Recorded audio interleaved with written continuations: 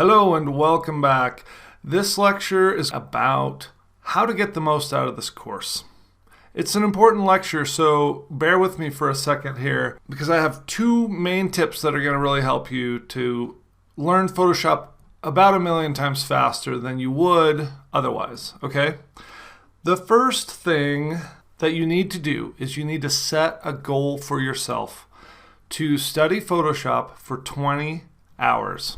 This is what I did to get over my learning curve.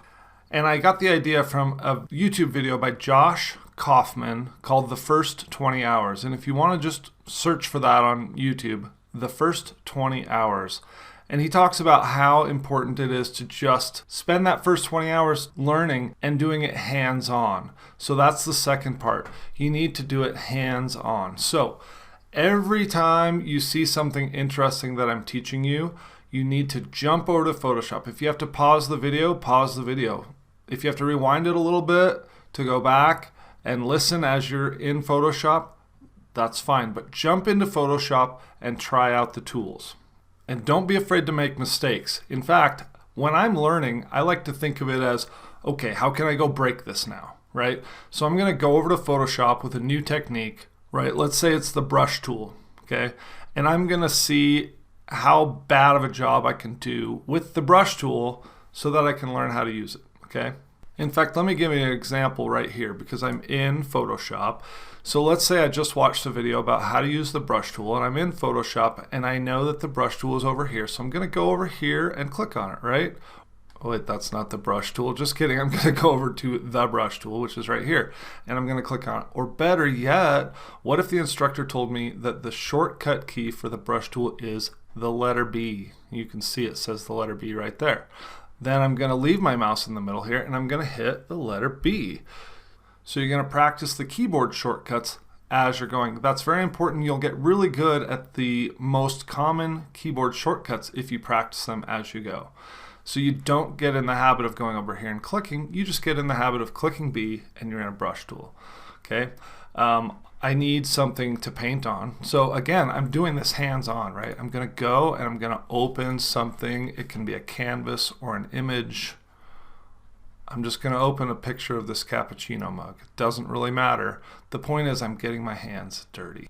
So I have this picture of a cappuccino mug and I have a little brush tool here and I'm just gonna try it.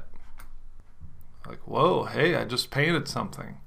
And then the instructor said something about using the square bracket keys to make the brush bigger. So I'm gonna try that.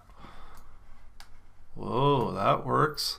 They also said something about if I push the number 5, it'll reduce the opacity. And you don't need to remember any of this now. I'm just using this as an example. Oh, look, the opacity changed to 5 there. Well, let's try a 3 and see if that works. Oh, hey, cool, it turned to 30%. What does that do? Oh, it makes it lighter. All right, so I'm just playing around with this. And then if I want to, let's say that I had this fantasy about being able to create a shadow under something. Maybe I'll try that. Maybe I could try to draw a shadow, brush a shadow. And I'm gonna see, oh, that doesn't work very well. So I'm probably gonna need some more techniques to be able to effectively make a good shadow underneath the coffee cup, right? But now I have questions in my mind.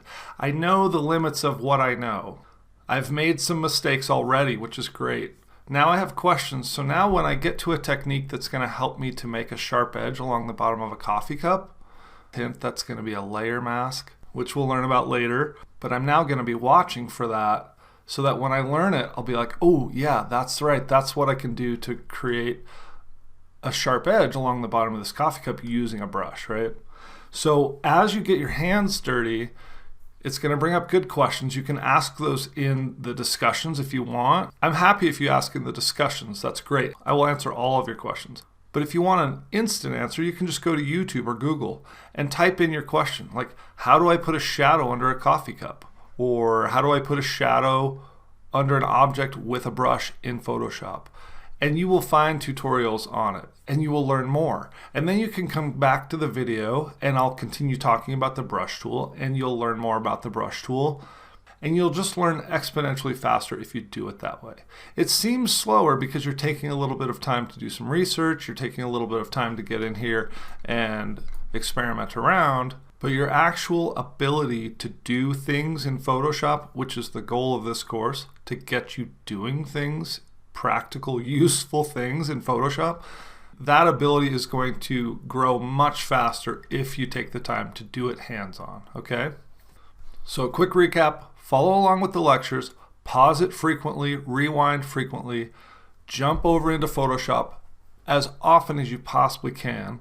Every time you hear me say something like, I say something about the move tool, right? Which is right here.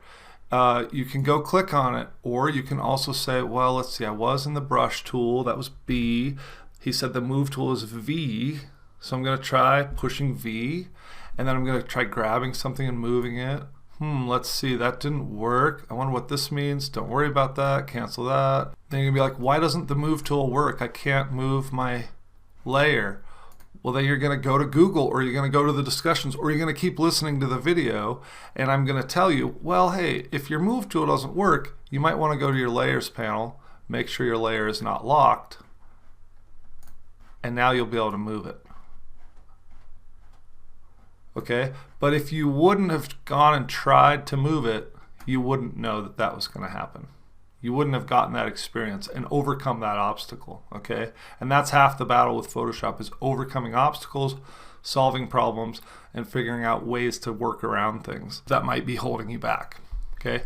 So anyway, you go and you use the keyboard shortcut, you practice a little bit with the tool, and then jump back into the lecture, hit play again, and continue listening. The minute you hear another thing, like next thing, maybe I say something about the crop tool, which is right here, right?